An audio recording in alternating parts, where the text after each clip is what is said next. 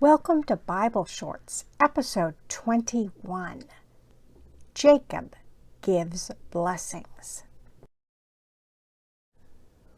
Remember in our last episode, Jacob was finally reunited with his son Joseph in Egypt, whom he had thought was dead. Now don't forget that sometimes in the Bible, Jacob is called Israel, that nickname that the angel who wrestled with him all one night gave him. And Jacob and his sons and their families lived in the land of Goshen in Egypt, and Joseph made sure they had food during the years of famine. Now one day Joseph brought his 2 sons to visit their grandfather. Then Israel said, "Bring them to me so I may bless them." So Joseph brought his sons close to him, and his father kissed them and embraced them.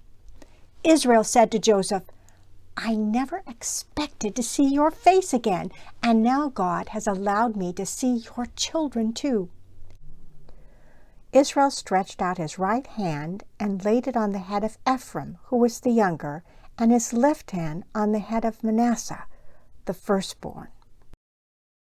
And Jacob blessed them, saying, "May the God before whom my fathers Abraham and Isaac walked faithfully, the God who has been my shepherd all my life to this day, who has delivered me from all harm, may he bless these boys. May they be called by my name and the names of my fathers Abraham and Isaac, and may they increase greatly on the earth."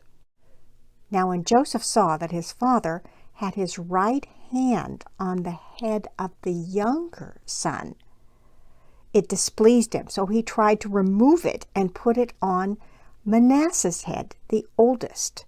Joseph said, "Manasseh is the oldest. He is the firstborn. Put your right hand on his head." But his father refused and said, "I know, my son, I know. He shall also become a people, and he shall be great, but his younger brother Ephraim shall be greater than he." So he put the younger son, Ephraim, ahead of the firstborn, Manasseh. Time passes, and one day Jacob knew he was dying. Then Jacob called for his sons and said, "Gather around so I can tell you what will happen to you in the days to come. Assemble and listen, sons of Jacob. Listen to your father Israel." And their father blessed each of them, giving them the blessing appropriate to each son. Then he gave them these instructions. "I am about to be gathered to my people. Promise me, Joseph, that you will bury me with my fathers in the cave where Abraham and his wife Sarah are buried, where Isaac and his wife Rebekah were buried, and where I buried Leah." When Jacob had finished giving instructions to his sons, he drew his feet up into the bed, breathed his last, and was gathered to his people. Joseph threw himself on his father and wept over him and kissed him. When the days of mourning had passed, Joseph said to Pharaoh's court, "My father made me swear an oath and said, 'I am about to die. Bury me in the land of Canaan. Now let me go up and bury my father, then I will return.' Pharaoh said, 'Go up and bury your father as he made you swear to do.' So Joseph went up to bury his father. All Pharaoh's officials accompanied them, his dignitaries of his court and all the dignitaries of Egypt, besides all the members of Joseph's household and his brothers and those belonging to his father's household. Only their children and their flocks and herds were left in Goshen.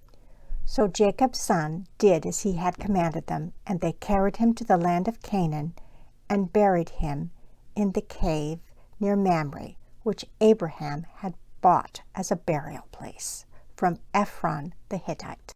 Now, after burying his father, Joseph returned to Egypt, together with his brothers and all the others who had gone up with him to bury his father.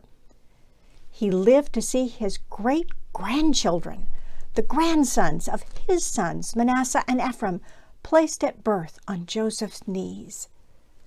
Then Joseph said to his family and the families of his brothers, now so many that they were called Israelites, he said, I am about to die, but God will surely come to your aid and take you up out of this land to the land he promised on oath to Abraham, Isaac, and Jacob. And Joseph made the Israelites swear an oath and said, God will surely come to your aid, and then you must carry my bones up from this place. So Joseph died, and after they embalmed him, he was placed in a coffin in Egypt.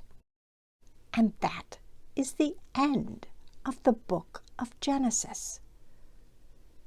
Joseph is placed in a coffin in Egypt. What happens next?